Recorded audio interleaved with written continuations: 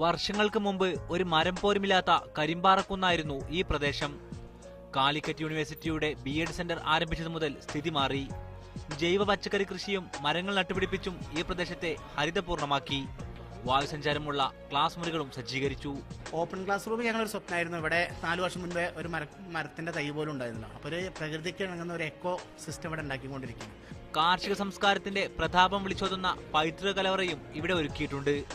ഏത്തക്കൊട്ട, കലപ്പ തുടങ്ങി കൃഷിക്ക് ഉപയോഗിച്ചിരുന്ന ഉപകരണങ്ങൾ പുതിയ തലമുറയ്ക്ക് പരിചയപ്പെടുത്തുകയാണ് കലവറ.